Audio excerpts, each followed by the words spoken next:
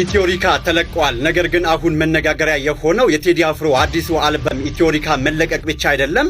አልበሙ በዩቲዩብ እንደተጫነ በኮሜንት መስጫው ላይ የሰፈረው አንድ መልእክት በዛሬው ዕለት ክቡር ጠቅላይ ሚኒስትር አብይ አህመድ አርሲ ላይ ተገኝተው ነበር እና ትናንሽ አጀንዳዎችና ጩኸቶች ሊያናወጡ ናቸው በማለት ተናግረዋል።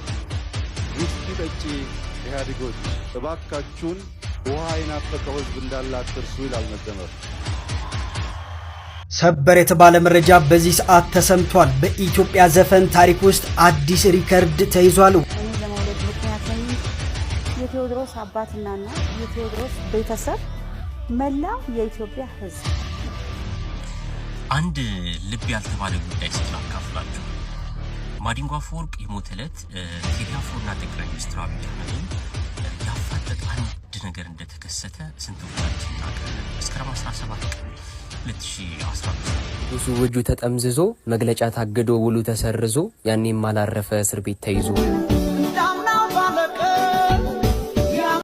ለመረጃ በዚህ ሰዓት ተሰምቷል። በኢትዮጵያ ዘፈን ታሪክ ውስጥ አዲስ ሪከርድ ተይዟል ወይም ደግሞ አዲስ ሪከርድ በይፋ ተሰብሯል።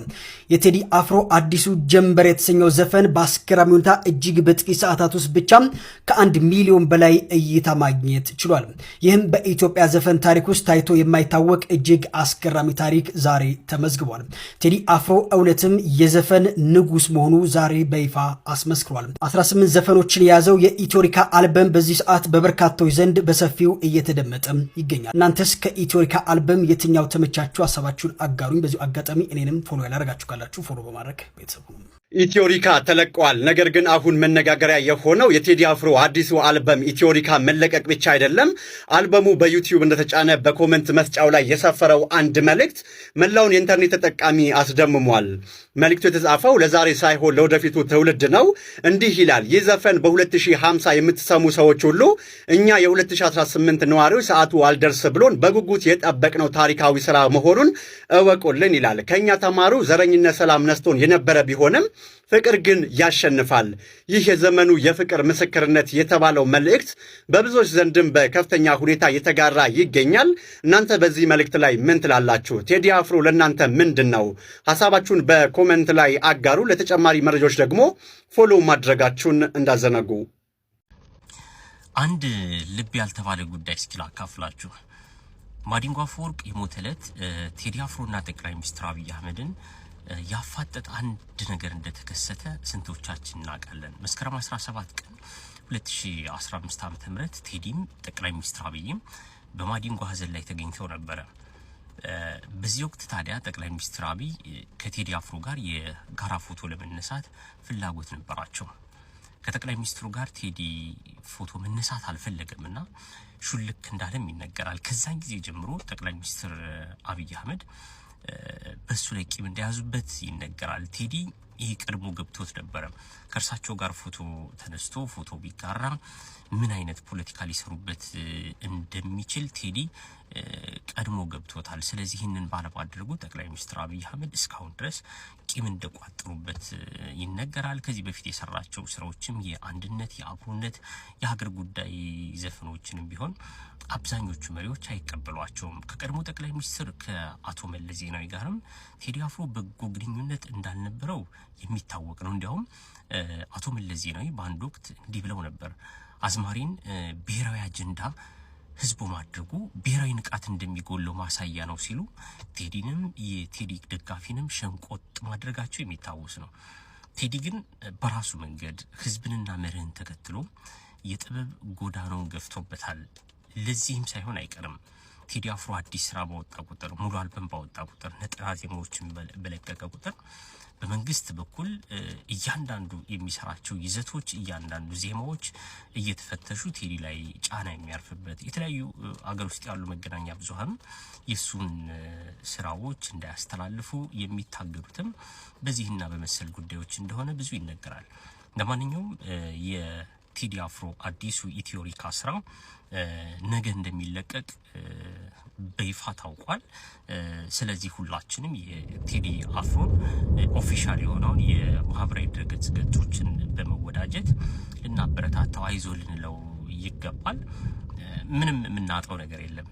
ከኛ ምንም የሚጎል ነገር የለም። የሱን የዩቲዩብ ቻናል መቀላቀል፣ ፌስቡክ፣ ቲክቶክ ፔጆችን መቀላቀል ስራውን መደገፍ ነው፣ ጥበብን መደገፍ ነውና አብሮ ከቴዲ አፍሮ ጋር መቆም ነውና ሁላችንም ከወዲሁ በመቀላቀል ብዙ ሚሊዮኖችን ገጹን ማድረስ ይቻላል ብዬ አስባለሁ። ለማንኛውም ነገ እንገናኝ። ስራዎችን ደግሞ ተመልክተን ከስራዎች ጋር የተያዙ ጉዳዮች መንግስት ምን ይላል፣ ሌሎች ሰዎች ምን ይላሉ የሚለው መረጃ ይዤ እመለሳለሁ። ውስኪ ጠጪ ኢህአዴጎች እባካችሁን ውሃ የናፈቀው ህዝብ እንዳለ አትርሱ ይላል መደመር።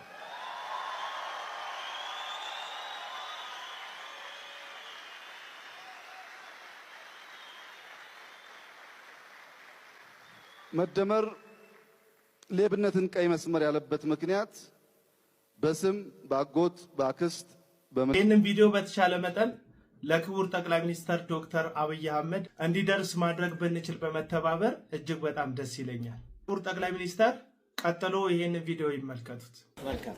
እንዴት ነህ? ደህና ናቸው? ሁሉ ደህና? አንተ ደህና ነህ? ሁሉ ሰላም እግዚአብሔር ይመስገን።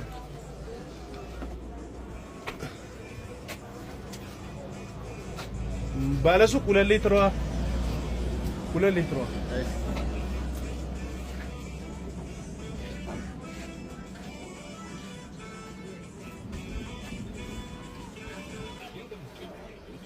ስንት ነው ዋጋ? 50 ብር። 50 ብር ገባ። በጣም ፈጠነ። አሁን የተመለከቱት ቪዲዮ ይህንን 2 ሊትር ውሃ ከሱቅ ለመግዛት ሲሄድ የቀረጽኩት ቪዲዮ ነው።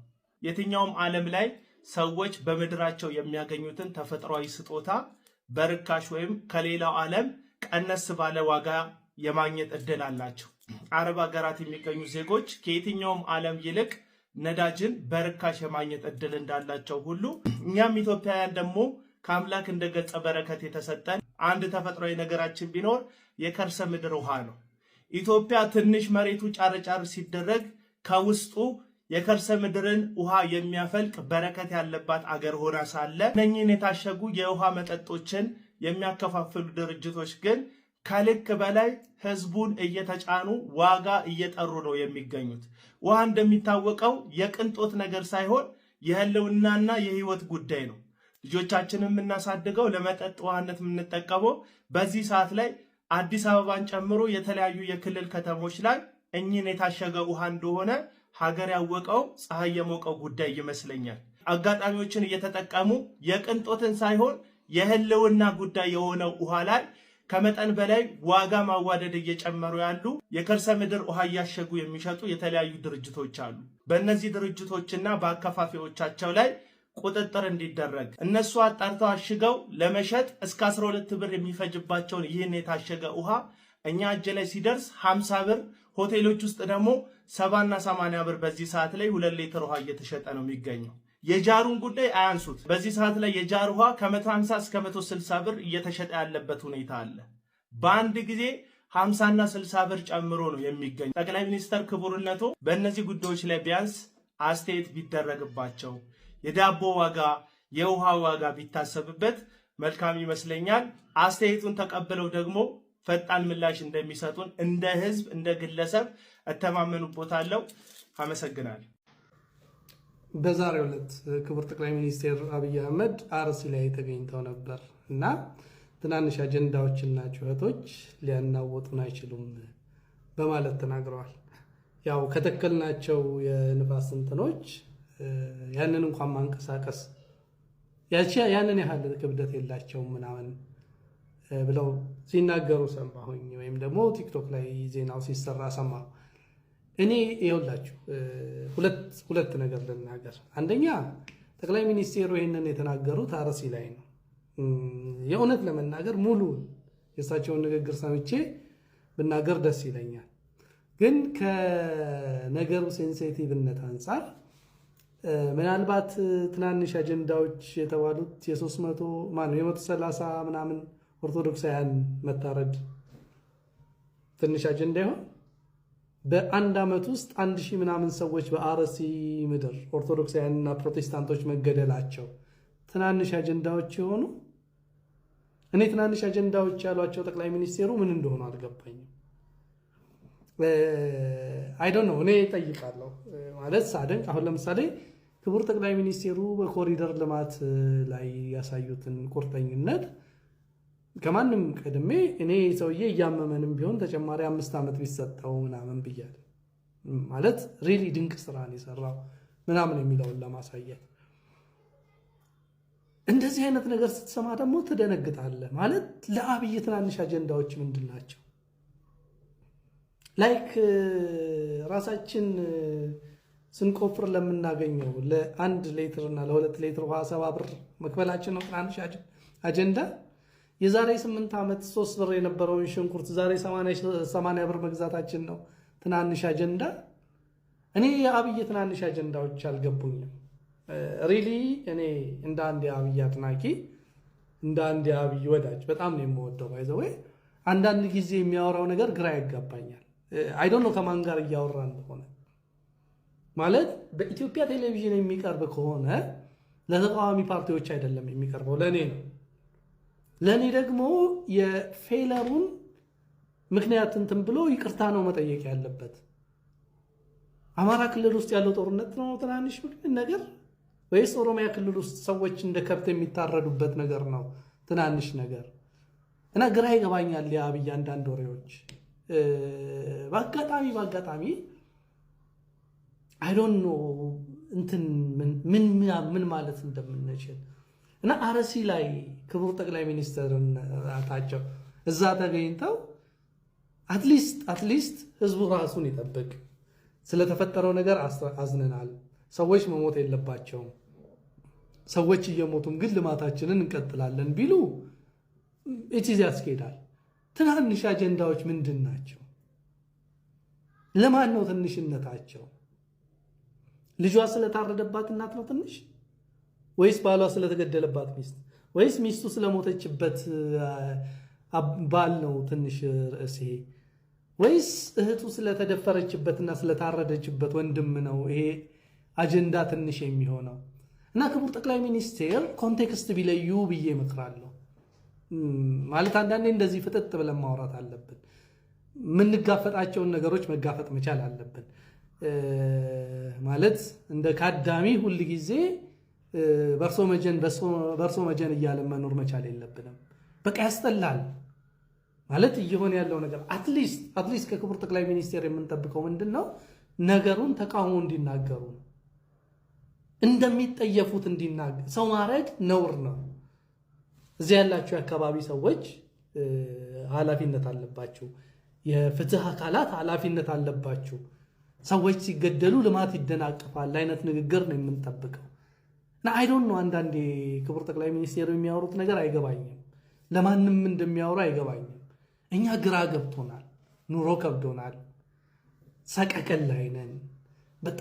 በጣም ወዳጅ የቴዲን ዘፈን በጣም የጠበቅነው ቴዲ እንባችንን ስለሚያለቅስልን ነው።